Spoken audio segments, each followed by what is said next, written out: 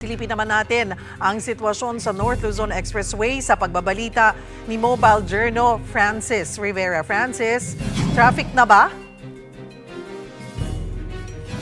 Yes, Cheryl, konti-unti nang kumakapal ang volume ng mga sasakyan dito sa NLEX Balintawak Toll Plaza. At kung makikita nyo dito ay halos nagkakaroon na ng bahagyang linya no, doon sa ating mga naka-cash lane. So yun yan, Cheryl, no, itong mga habang pila na ito o yung pagdulap na pila nito ay ito yung mga naka-cash lane. Pero doon naman sa may kabilang banda na naka-RFID, tuloy-tuloy naman ang kanilang pagpasok. Ano? Kaya naman highly encouraged ng pamunuan ng NLEX na magpakabit na ng RFID. At sa aking likuran naman, ito yung mga kinakabitan na, no? Naka-standby na sila para kabitan ng RFID. Actually, yung iba nating kapatid na nakausap natin dito, talagang sulit naman daw at magagamit nila dahil yung kinakabit na RFID unified na, iisa na lamang yan sa lahat ng iisa na lang ang maaari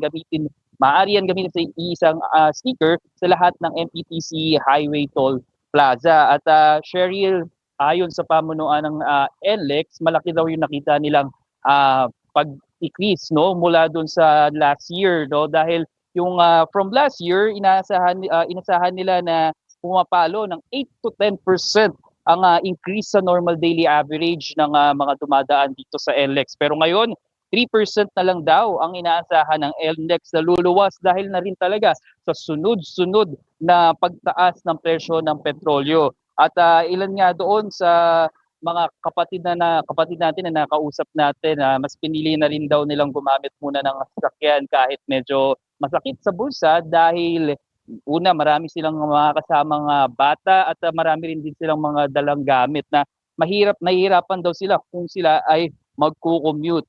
Cheryl, tuloy-tuloy pa rin naman yung biyaheng arangkada program kung saan iba't ibang serbisyo ang binibigay ng MPTC. Kasama na ang free towing kung saan libreng itutow ang sasakyan kung sakaling magkaroon ng aberya at dadalhin sa pinakamalapit na exit.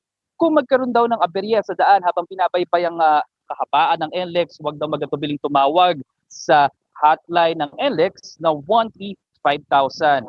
Hanggang Lunes, April 6, 6 a.m., tatagal ang biyaheng arangkada.